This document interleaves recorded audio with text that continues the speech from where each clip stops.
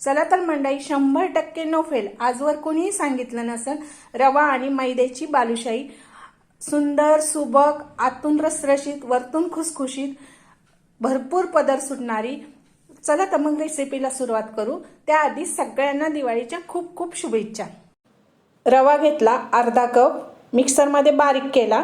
मिक्सरमध्येच बारीक करायचा, आपल्याला जास्त वेळ भिजवायचा नाही म्हणून मिक्सरमध्ये बारीक करून घ्या.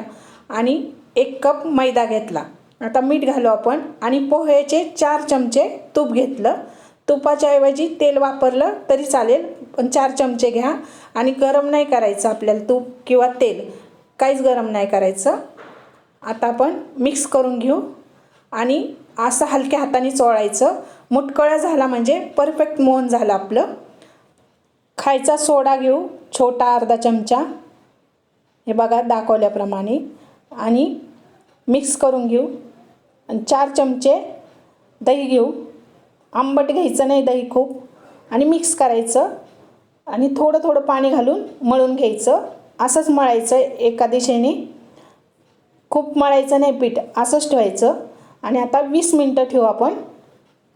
साखर 1 कप, साखर बुडेपर्यंत पाणी घालून घेऊ. अर्धा कप पाणी घालायचं.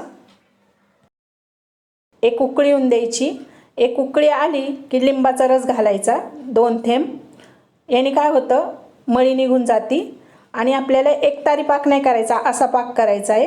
हे पहा, एकतारी पाक केला की बालुशाही मुरत नाही चांगला पाक, त्यामुळे एकतारीपेक्षा कमी पाक करायचा.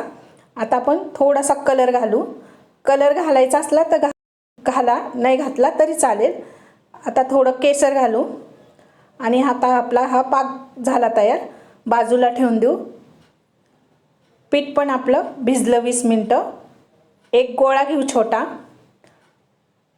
आणि असा हातावर हलक्या हाताने गोळा करायचा आणि अशी बालुशाही तयार करून घ्यायची आपली. होल पाडायचं.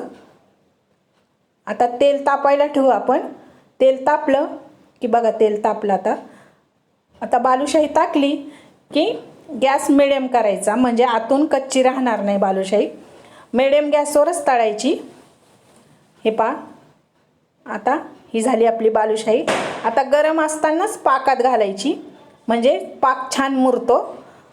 हे बघा, अशी खालीवर करायची पाकात घालून, म्हणजे पाक छान मुरतो. ही झाली आपली बालुशाही तयार. आता सगळ्या मी पाकात घालून घेते. रवा आणि मैद्याची बालुशाही कशी वाटली तुम्हाला? आवडली असेल तर लाईक करा. आत्तापर्यंत सबस्क्राईब नसेल केलं, सबस्क्राईब करा.